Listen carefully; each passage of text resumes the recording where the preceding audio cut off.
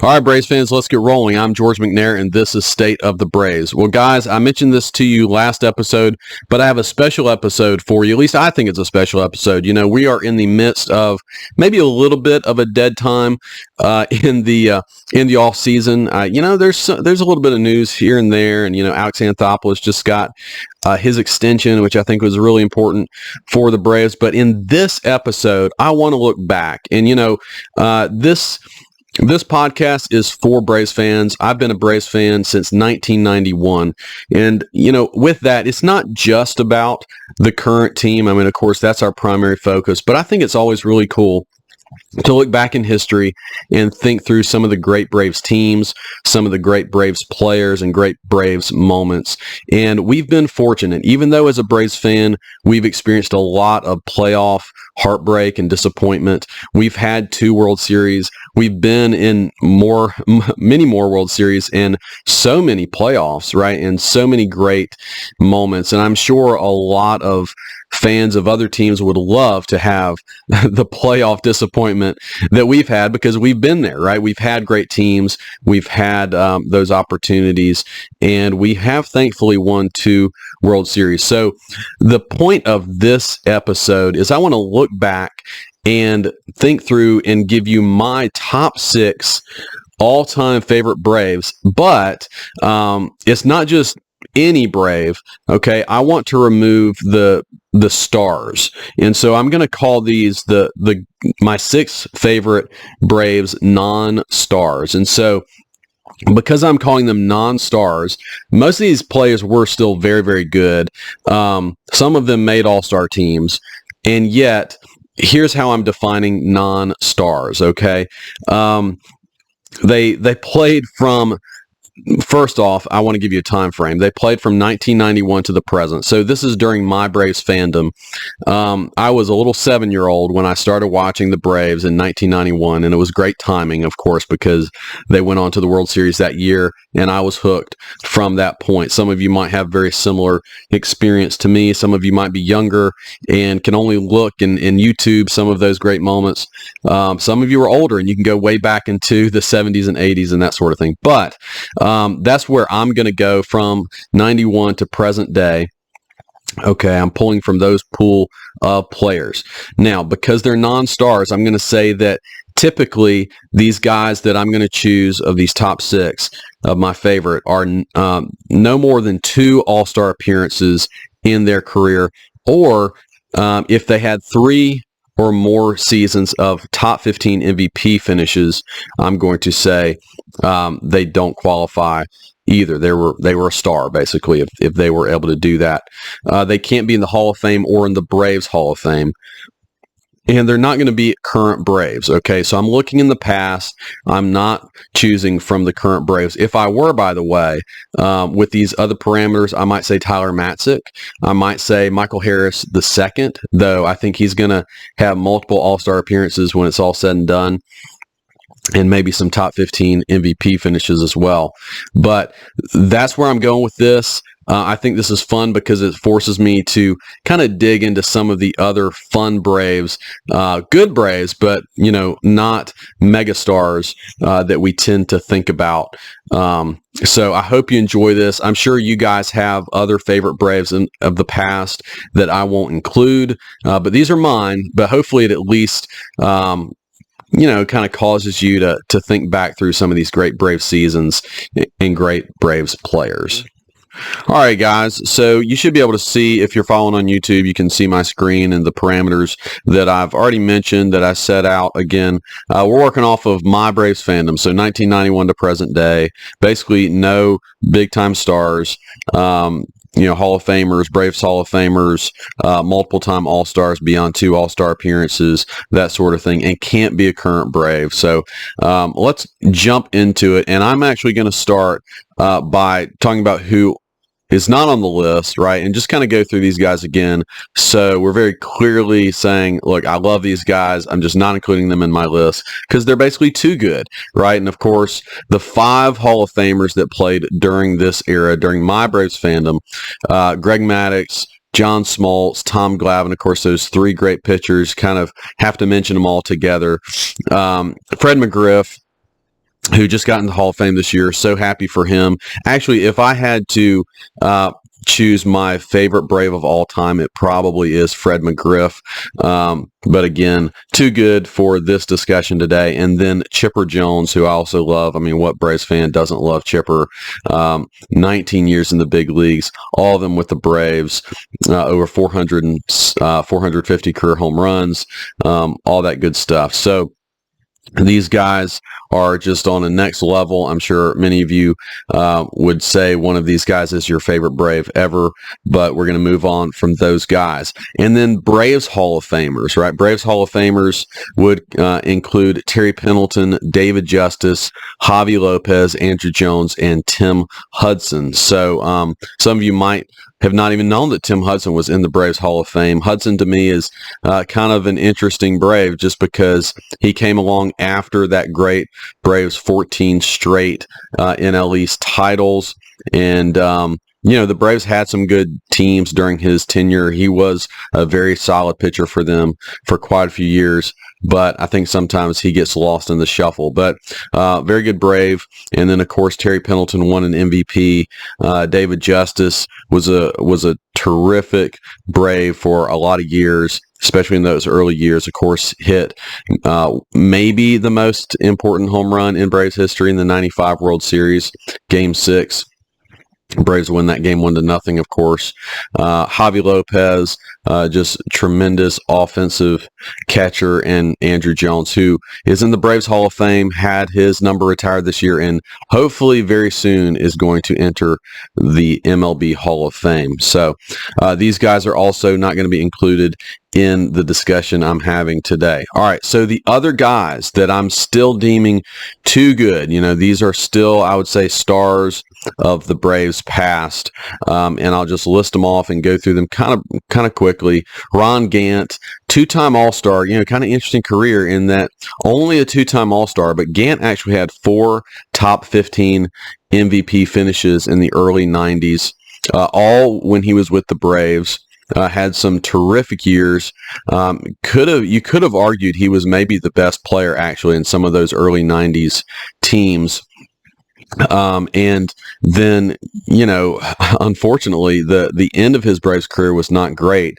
If you don't know that story, in the off season, 1994, before spring training, he breaks his leg in a dirt bike accident. He was only under contract for one more season, so the Braves ended up cutting him in that season. Never plays again with the Braves, moves on, has some more good years during his career. Was never quite the same, though. Never finished in the top 15, top 20 in an MVP race again. And he was kind of on the edge of a 30-30 guy when he was with the Braves. And never quite regained that level of play again. But Ron Gant was a very good Brave for the time he was there. Marquise Grissom, center fielder, two-time All-Star, again, also similar to Gant, two-time All-Star, had 4 top 15 MVP finishes throughout his career. Now, he wasn't a Brave for all that many seasons, but he was a key contributor to the 95 team that won the World Series. Terrific center field defense, and a really good offensive player as well.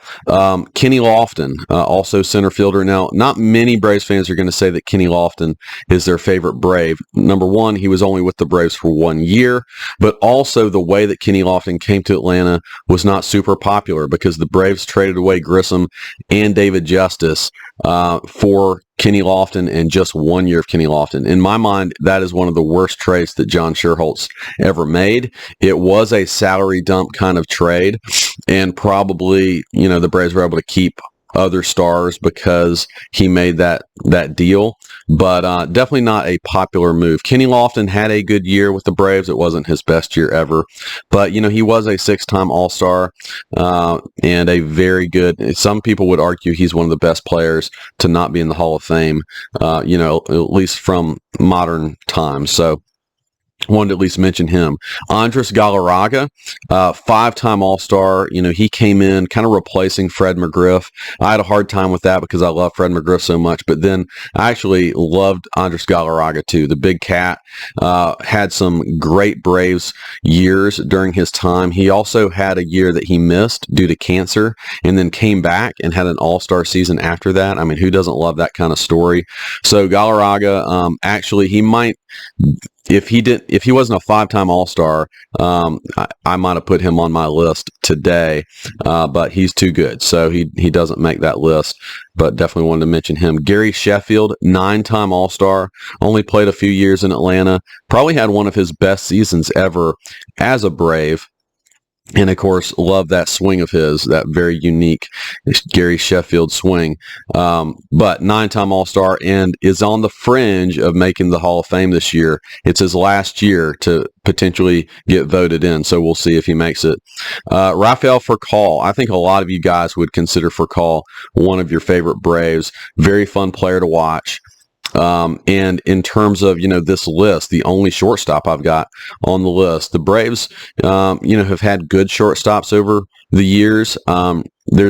It's kind of funny in this whole run, the Braves have had some All-Stars at shortstop, but not somebody you would call, fringy Hall of Fame or that sort of thing. But Furcal was a very good player, three-time All-Star, and actually made the All-Star team with three different teams. He also played for the Dodgers and the St. Louis Cardinals near the end of his career, but probably had his best seasons as a whole with the Braves.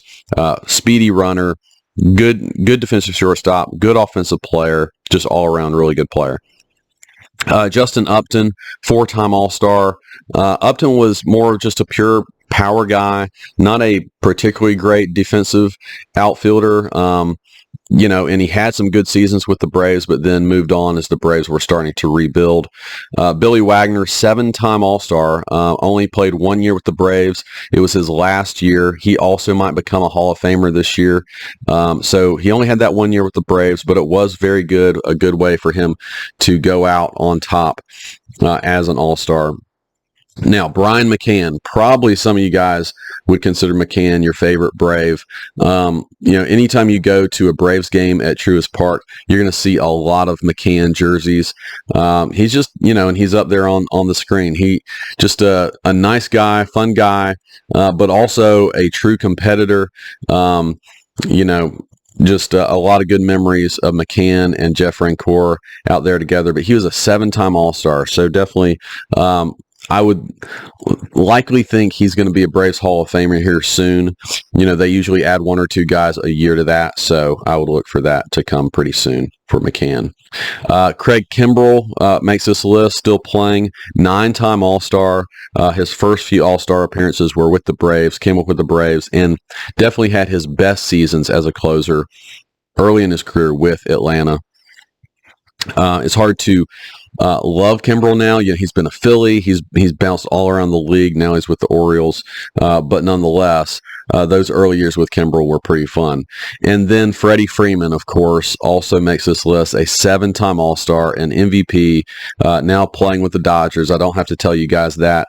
But with the Braves, certainly a future Braves Hall of Famer, and honestly, guys, a future Hall of Famer as well. So he makes this list, but again, way too good to be considered a non-star, one of my favorite non-stars with the Braves. All right, so I had to go through all those guys because I wanted to eliminate them all. If you guys, if I just moved on to my top six non-stars and then I didn't include somebody, I wanted you to understand why I didn't include them. So all that being said, let's move on to my honorable mentions. So these are guys that just didn't quite make the list, but I still love these guys and have a lot of fond memories of them. So in no particular order, honestly, I'm just going to group all these guys together. I mean, if you're looking on the screen, they are listed 1 through 8, but it's really hard for me to, all of these guys just kind of didn't quite make my top 6. But Jorge Soler, Matt Diaz, I mean, think as, if I'm listing these guys off, some of you might remember these guys. Deion Sanders, Coach Prime, Francisco Cabrera, Martin Prado, Jeff Rancour, Steve Avery, and Michael Soroka, who, of course, is the most recent guy on this list. But Soler, the 2021 World Series MVP, so many big home runs, a pure power hitter that had a bad year in Kansas City before the Braves brought him over. And he just went off, right? And he had a tremendous run and played a huge role in the Braves winning their World Series in 2021. Just a magical run for him, and especially a magical World Series. Remember, he missed the NLCS due to COVID and came back, and then just he led off. I mean, sometimes we forget that he led off the World Series with a home run, and then he had, of course, that huge 3-run homer in Game 6. Matt Diaz, some of you maybe don't remember him. He was kind of in the mid-2000s and had some really good seasons with the Braves. He hit over 300 over a 3-year period as kind of their fourth outfielder, occasionally filled in if there was injury. And he kind of came out of nowhere and played a majority of his career with the Braves. And I always just really enjoyed him as a hitter. He would hit the ball the other way. He always seemed to hit the ball hard somewhere. And, certainly wasn't considered a star, but a really good player. Now, Deion Sanders, we all know Deion, and right now we know him as Coach Prime. And before that, we knew him as, a Hall of Fame defensive back in the NFL. But, Deion Sanders and Bo Jackson, right? The two great two-way players who played football and baseball. And, Deion coming up with the Braves in 90, 91, 92. I mean, he played some big games and really played well, especially in 1992. So, guys, I cannot stress to you enough how impressive Deion Sanders was in 1992. He played for both the Atlanta Falcons and the Atlanta Braves, full-time with the Falcons, part-time with the Braves, but he was a Pro Bowl cornerback, of course, with the Atlanta Falcons, running back kicks, doing everything he did as prime time. And then with the Braves in part-time duty, he was basically playing at an all-star level. And to prove that, so Fangraphs had him in 1992 with a 3.3 WAR season. He hit 303 with 8 home runs and 26 stolen bases with the Braves. Again, in part-time duty, he did that. Incredibly impressive. And then, of course, he played in the 92 World Series against the Blue Jays. And if the Braves had won that World Series, he probably would have been the World Series MVP. He hit 533 in the World Series with 5 stolen bases. Again, he didn't play in every game, but he was remarkable anytime he got in the game in 1992. So Deion was, he is a polarizing figure today, Coach Prime, but as a Brave, everybody said he was a great teammate. He has this this aura about him or whatever. He's kind of created prime time for him. It's definitely a character. He's talked about that too, right? It's his personal, or it's his persona that he puts out to the public. But everybody would say he's a great teammate. And I always liked the flash that he played with, and the guy was so crazy fast. And I also always wondered if he had just, obviously he made a good decision. He was a Hall of Famer in football, but if he had made the decision to play baseball every day, I wonder how good he actually could have been. All right, so my number 4 is Francisco Cabrera. Need I say much? He has one of the biggest hits in Braves history, of course, bringing in Sid Bream from second base, sending the Braves to the 92 World Series. And to, the story of Cabrera being not only he wasn't a backup catcher, he was the third catcher off the bench. He was the last guy off the bench. Basically, in that situation, Bobby Cox was forced to pinch hit the guy, and he came through. And, what a special moment. Still, maybe my favorite moment in Braves history. Number 5, Martin Prado. Again, we're in honorable mentions, but Martin Prado went from a part-time middle infielder to, early in his career to winning the second base job, and then he was kind of forced to play all over the diamond as more of a utility guy. He had a full season in left field, but wherever he was put, he was a great hitter with a great approach and probably exceeded most people's expectations of him. He had just a great 5-year stretch with the Braves from 2008 to 2012. And 2 of those seasons were especially awesome. He had 2010 and 2012, he had top 20 MVP years. And throughout that whole 5-year stretch, he hit 296 as a Brave. So just a great hitter, great player. Everybody loves him and respects Martin Prado. Jeff Francoeur, of course, broke into baseball with a bang in 2005. He only played half of that season. His first career hit was a grand slam. He was kind of lauded as the next big thing in baseball, not just as a Brave. He couldn't live up to that, but he did have his first 3 years as a Brave were pretty darn good. He finished third in Rookie of the Year in 2005. And that season especially was really cool. That was the last of the 14 straight division championships, and it was probably the most unlikely of those championships. The baby Braves all together came up, Francoeur and McCann and Kelly Johnson and all those guys, and helped the older Braves win one more NL East title. Francoeur, like I said, his first 3 years were really good. He followed up his third place Rookie of the Year finish with, in 2006, he hit 29 home runs. In 2007, he hit 293 and won a Gold Glove. But it kind of went downhill for him from there. Struggled greatly in 2008 and 2009. Was traded to the Mets, which just stinks that Francoeur ever had to play for the Mets. He did have a bounce back year in Kansas City in 2011.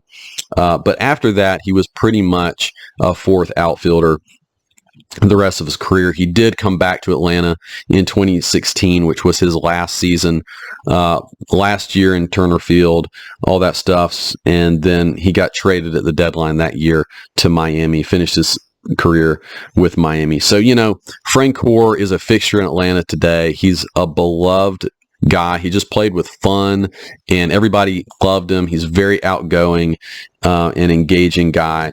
Of course, serves as a Braves announcer today, and just really like Jeff Francoeur. Always pulled for him.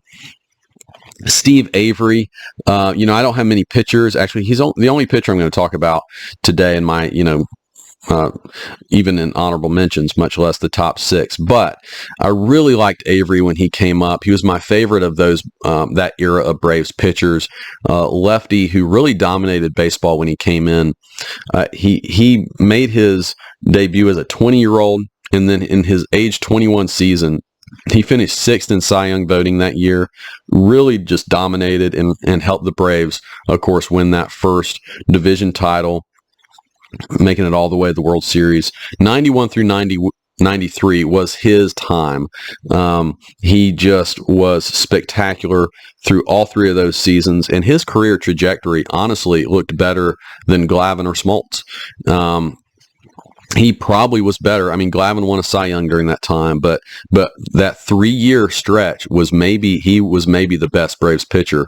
But injury struck, especially to his shoulder, and he started going downhill. He still was very much a part of the core of the Braves through 94 through 96, helped the Braves win the World Series in 95, had a really big start in the 95 World Series. And I'm so glad that Steve Avery was a part of that 95 World Series team, that he got his ring with the Braves, because he was as big as a contributor to the Braves in the early 90s run as anybody was. So, again, loved Avery, loved that delivery. And he was really passionate and fiery on the mound. And I think that's why I connected with him as a young kid. I really pulled for Avery. All right. And then my next, I do have one more pitcher actually on the list, and it's Michael Soroka. If you guys have followed this podcast, I've rooted for Soroka and to come back from his injuries. And even though he's been traded away, I guess that does let me put him on the list because he's not a current Brave anymore. But I will continue to root for Mike Soroka.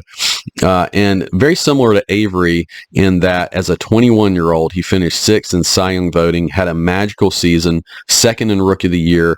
that year. This is the 2019 season. Had a 2.68 ERA and was an all-star that year as well. And I don't know if that's going to be his one great season or if he's going to be able to come back with the White Sox and kind of reclaim his career. But I just have a ton of respect for Michael Soroka and how he dealt with those injuries to his Achilles and how he came back. And just the fact that he got back to the big leagues is a big deal, and I think is something we as Braves fans should be really proud about, that he was a Brave. So Michael Soroka, the last of my honorable mentions, guys.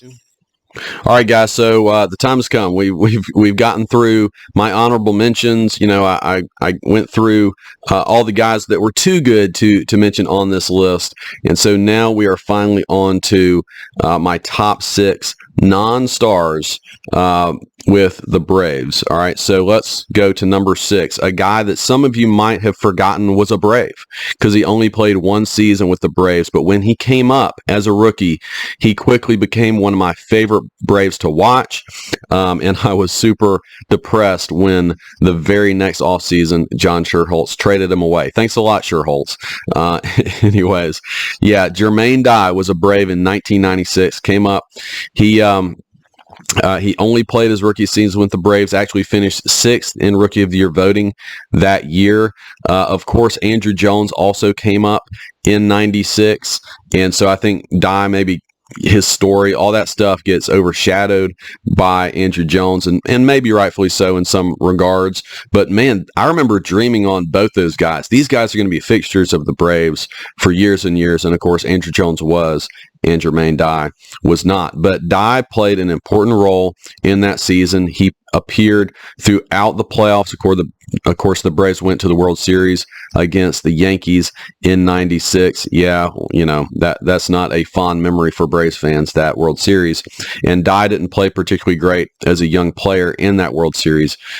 That being said, he did play well throughout most of that season, and then in the offseason, he got traded to the Royals for Keith Lockhart and Michael Tucker. And, you know, looking back, I already mentioned one of the worst trades in Braves history, or Schuerholz history, trading Grissom and David Justice for Kenny Lofton. Well, in the same offseason, right before spring training, actually, this move was made.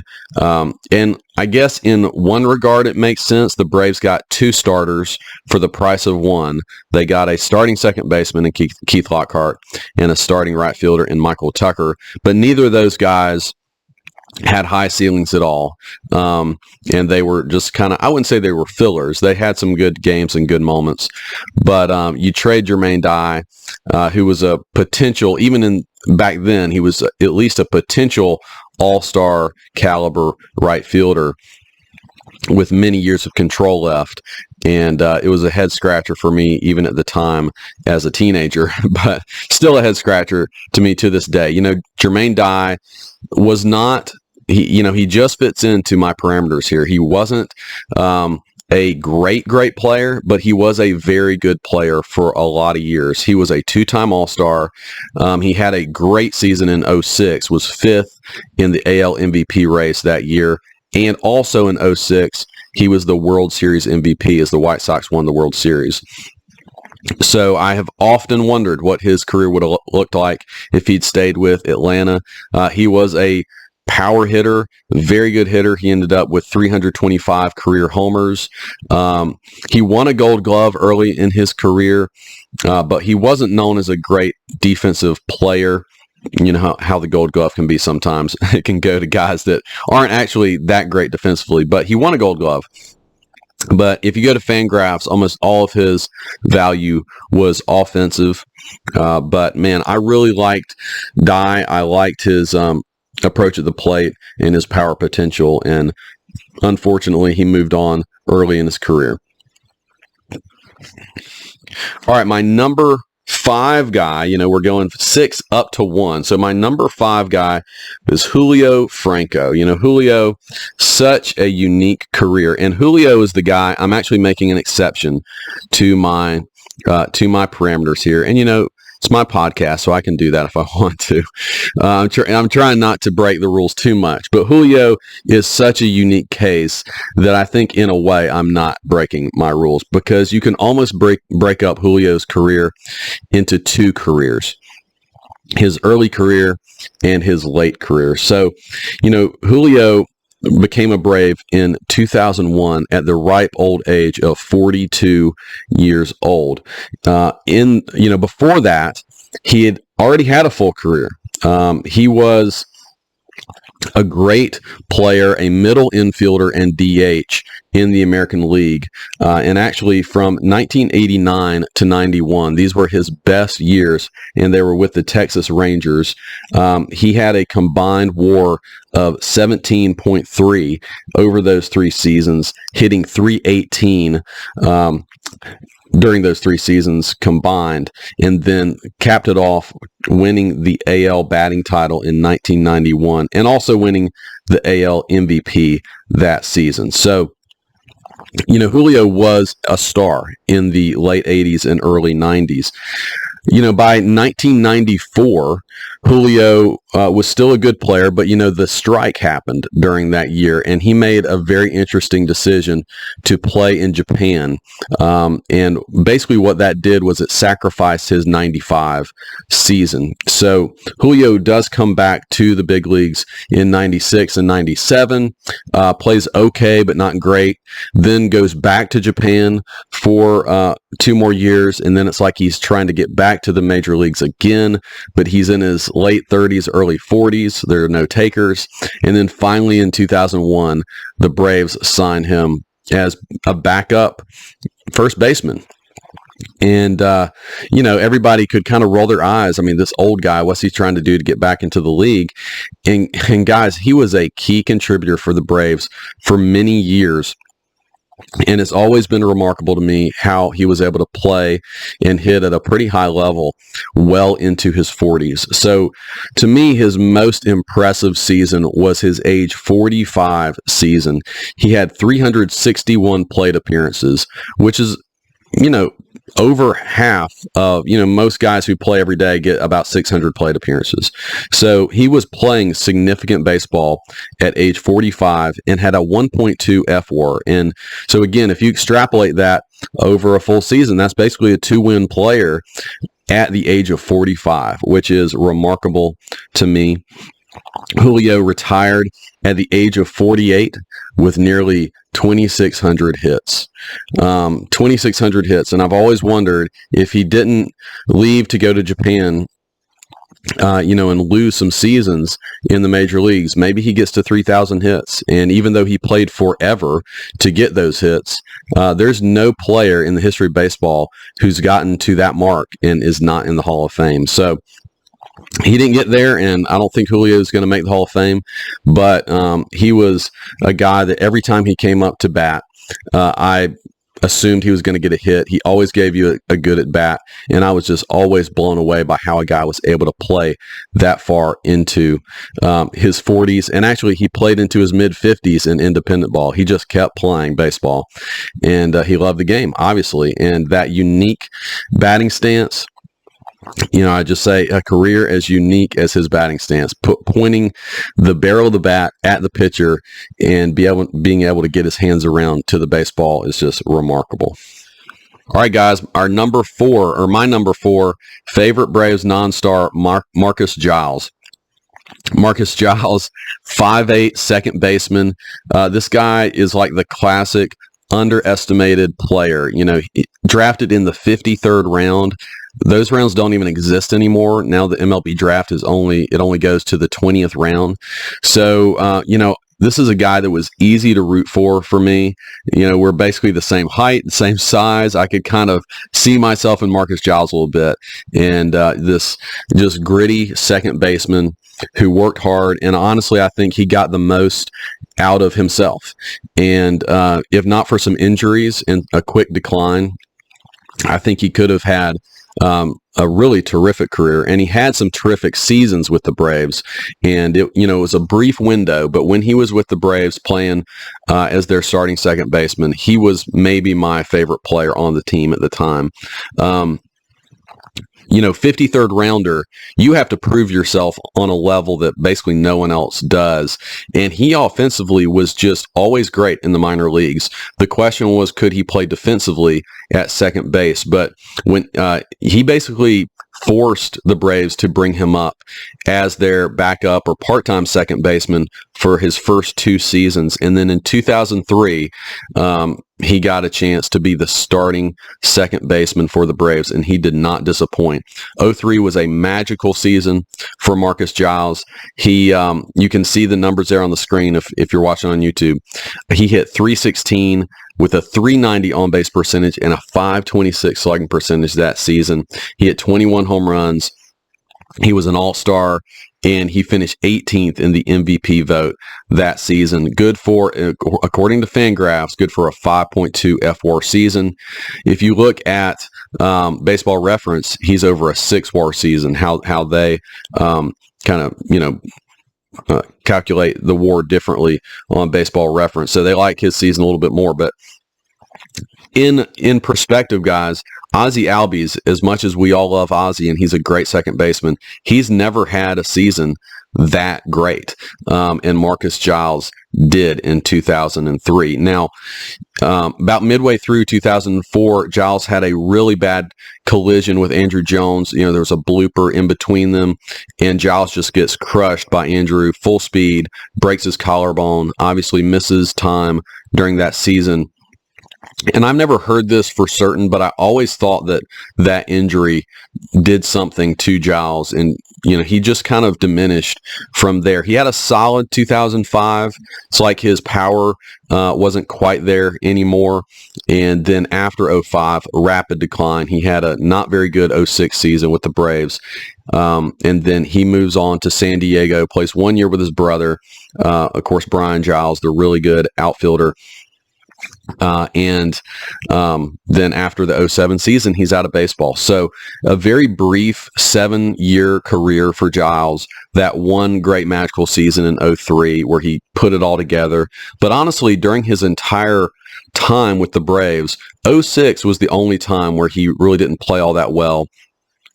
And you have that decline going on for him. But, Giles had some awesome moments.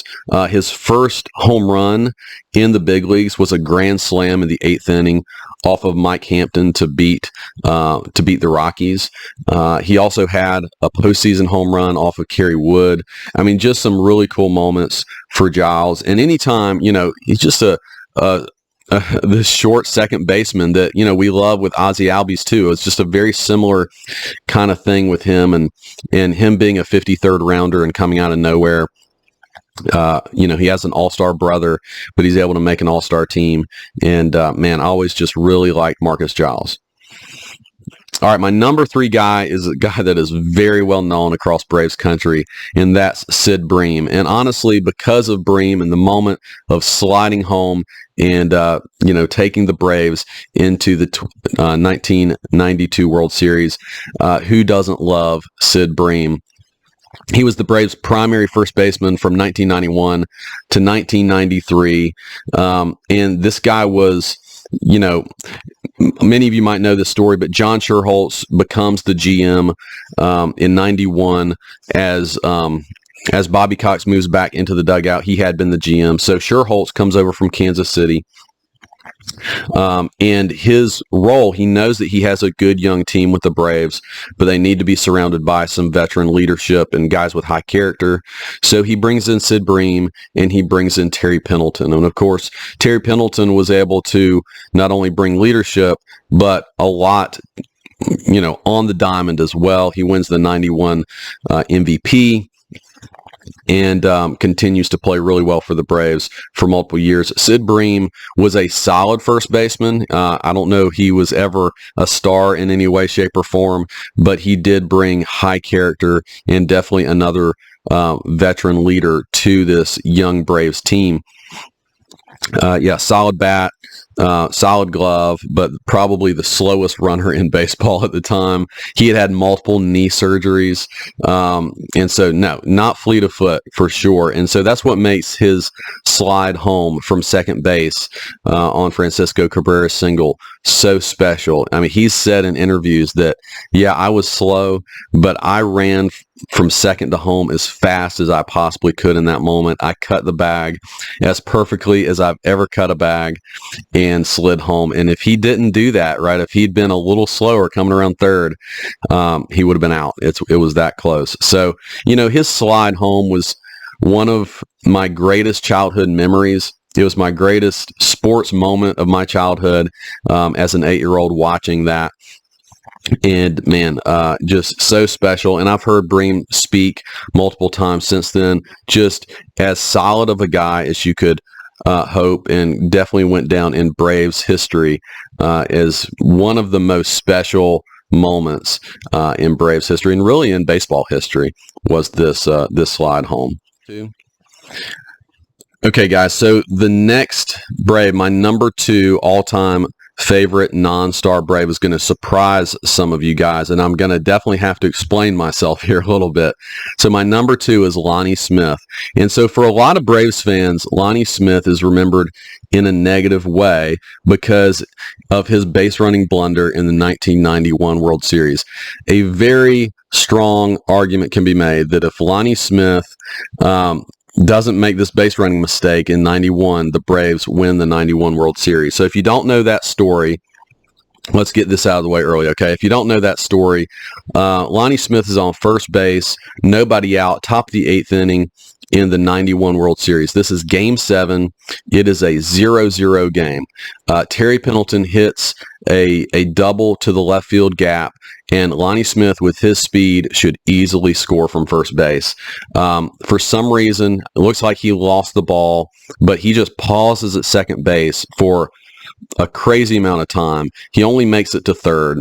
So now it's second and third, nobody out. Now, in that moment, you're still feeling as a Braves fan like they should at least score one run. We're going to win this game. You have Ron Gant, David Justice, and Sid Bream coming up next. And Gant dribbles out to first base. Justice is walked, and Sid Bream hits into a double play. And that's the end of the inning. The game goes into extra innings, and the Twins win in the 10th, 1-0. Many people believe this is the greatest World Series in history, and the Braves are on the losing end of it. And in large part because of Lonnie Smith and his mistake, his base running mistake. Even though it wasn't all on him, I mean, they still could have got him in from third. But obviously, if he just makes that read correctly, the Braves probably win the 91 World Series. So why is he my number 2 guy? Well, guys, I was 7 years old when I chose Lonnie Smith as my first favorite player. And I can't tell you exactly why I did that, other than I think I just liked his style. He played with style and flash. He was in his mid-30s by this point. He'd had his career. I didn't know all that. I just really liked Lonnie Smith. I liked his swing. And I think I could, even as a little kid, tell that there was something special about Lonnie Smith. And there was something special and something really unique about Lonnie, but I didn't know it at the time. But let me tell you a little bit about Lonnie Smith. He has one of the most unique careers in baseball history. And if you don't know the story, I'm not going to tell you the whole story. I'll give you a condensed version. If you want to know most of the story, I really want you guys to go to another YouTube video called Pretty Good, Episode 3, Lonnie Smith. If you just search that out on YouTube, I highly recommend it. A little bit of language, I'll just tell you that right now, but it will give you basically the full story of Lonnie Smith, one of the most unique careers in baseball history. But I'll give you the short version. So Lonnie Smith was the number 3 overall pick in the 74 draft by the Phillies, and he's coming out of Compton, right? Compton, California, notorious. I don't have to tell you all the things that, Compton's known for, but just to get out of Compton and to be the third pick in the draft is pretty special in and of itself. He makes his debut in 78. And in 1980, he finishes third in Rookie of the Year voting for the Phillies and wins the World Series with the 1980 Phillies. So pretty special way to start your career.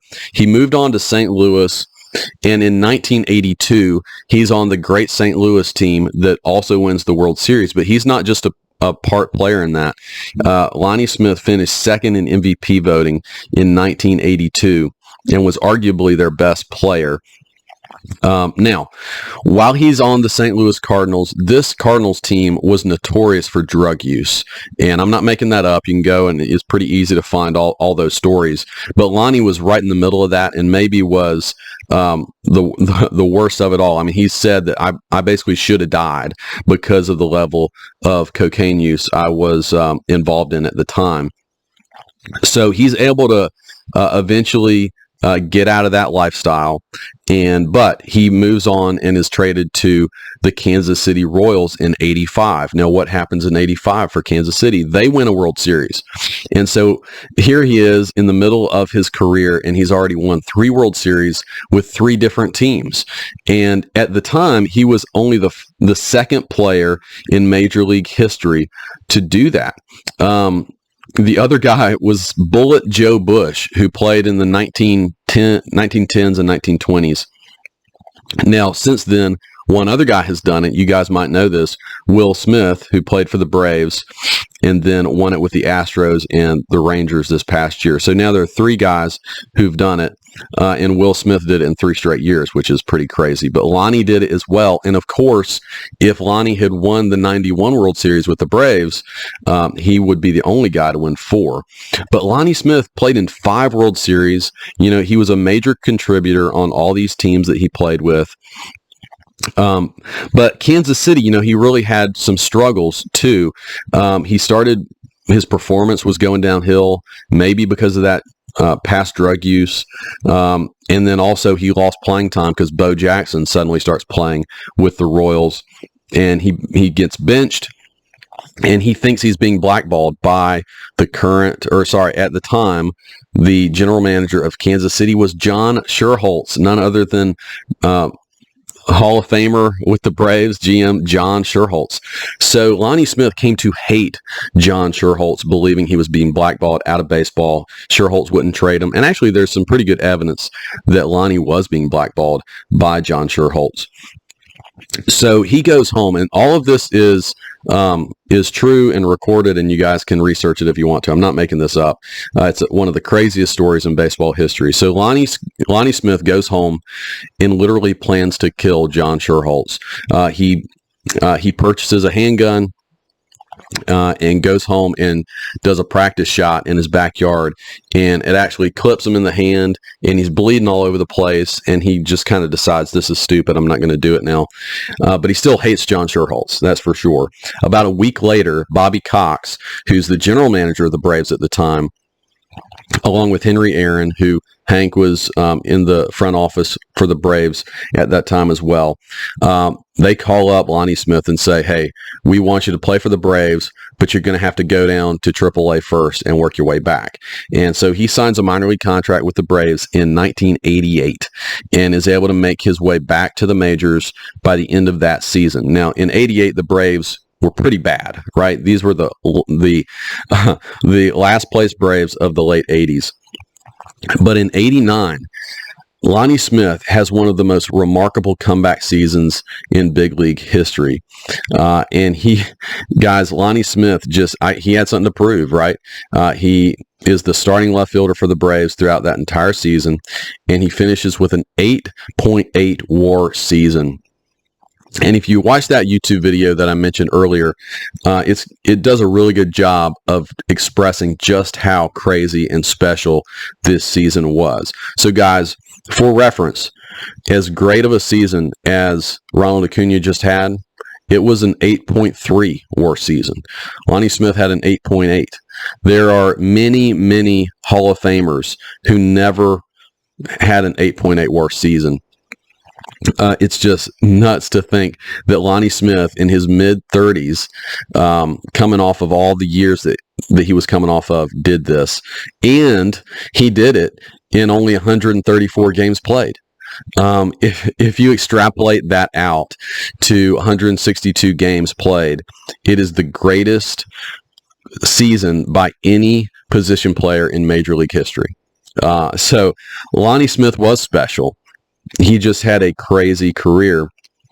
And, he gave some interviews basically saying and admitting that, obviously I shouldn't have done drugs. And it probably robbed me of maybe, he doesn't say it out loud, but like maybe, Hall of Fame. And he probably would have been a fringe Hall of Famer if he hadn't had those lost years in Kansas City. But yeah, Lonnie Smith was a special player.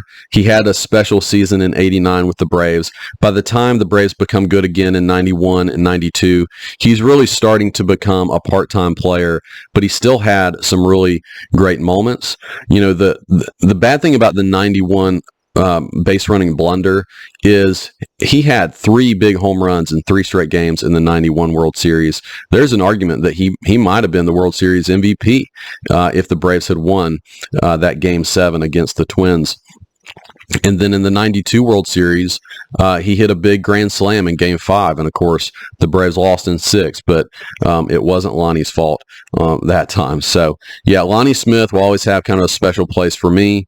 I know some of you guys probably can't get over what he did in that blunder on the base pass. And I certainly understand that. But, man, what a crazy career he had. And, I really encourage you guys to go watch that video I mentioned earlier.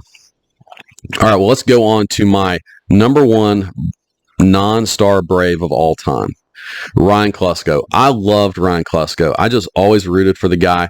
I loved how he expressed himself in the dugout and on the field as well. He was just your classic. Well, let me say this. He came across as your classic just power hitter, like pure power hitter. And honestly, Ryan Klesko was more than just a power hitter. He was a really, really good all-around hitter. And he came up with the Braves in '92. Just as a rookie, 92 and 93, he came up just with a cup of coffee as a September call-up. 94, he full-on gets his shot to play every day with the Braves and does so all the way through 99. Klesko's coming up. For my time, this is like my teen years and when I really was fully invested in watching every game with the Braves. And again, I love Klesko and Fred McGriff. Those were my 2 guys during the '90s. He did have these massive swings. When he hit a home run, it was really fun. He was he did the bat flips before bat flips were cool and accepted across baseball. And again, he was kind of known for his exuberance in the dugout, especially when he hit home runs. This was, it's one of my most fond memories. He would hit a home run. He'd go back in the dugout. He'd want to just find all his teammates and talk about how awesome the thing he did. He wanted to talk about his home run. And Skip Carey, who I also love, would always point it out and kind of, laugh and make fun of him a little bit and have a good time with it. But, Ryan Klesko, man, what a great hitter he was in the '90s. '95 was probably his best overall season. He hit .310 with 23 home runs and over a .600 slugging percentage, which is good for a 156 WRC plus, which is just insane. And guys, remember that '95 was a shortened season. They only played about 145 games. So that's why his home runs were a little lower. That number was a little lower. But he was honestly a great hitter throughout his entire career with the Braves. As a Brave, he hit .281, .361 on base, and a .525 slugging percentage, that would be a really good season, right? But he did it for his career as a Brave. Another way to measure that was his career as a Brave, a 126 WRC plus. And for reference, Austin Riley this past year had a 128 WRC plus, just in one really good season for Riley. So again, Klesko did that for his career as a Brave. It always frustrated me a little bit. Bobby Cox would pull him against most lefties. So Klesko rarely had like a full season's worth of plate appearances. And I always wondered, because he was a very good all-around hitter, not just a power hitter. And I always wondered if Bobby would have put him in against lefties earlier in his career, if he could have played every day, and maybe his numbers would have been that much better. But hard to know that for sure. But yeah, Klesko was just a really good hitter. He moved on.